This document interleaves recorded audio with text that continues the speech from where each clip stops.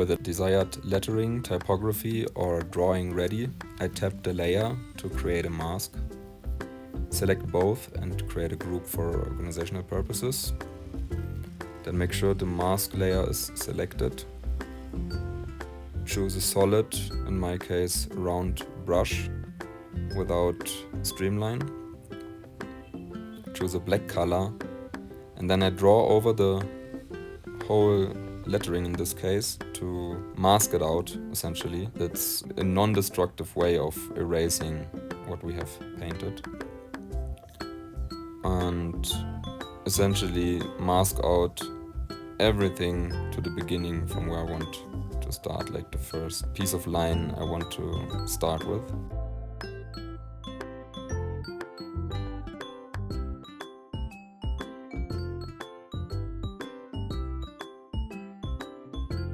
To undo the masking of a part, so you want to get back the lines, you choose a white color and draw on the mask to unmask it.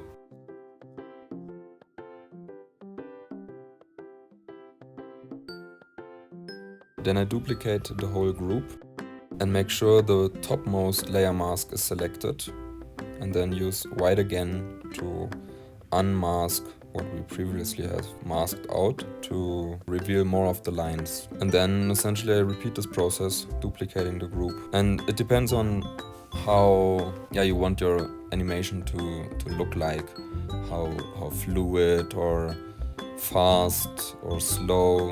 And so depending on this, you have to decide how long your lines or how much you want to reveal in every step, because every layer group we now have is essentially one frame. I prefer using masks to hide the lines instead of erasing them, which I show in another video, is because we can undo this hiding by switching between white and black color, painting on the mask anytime, and we can duplicate the mask to reuse this work actually in the next frame, instead of having to erase every time and trying to match the erased part of the former frame, which I find not that easy, which is probably clearer if you watch the other video too, where I show how I do this. There might be more efficient ways, but like how I do it, I prefer the masking and find it way more convenient and in the end quicker.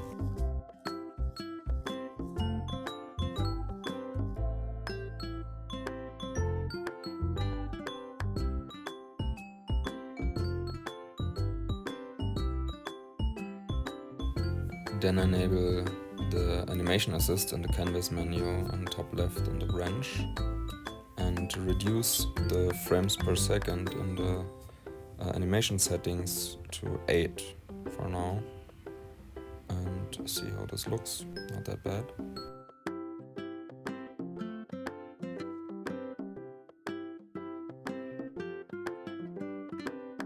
Trying different frames per second, now 10. Much faster, as you can see. You have to see what works best for your animation and desired result, of course. Thanks for watching, and I hope you enjoyed this little tutorial.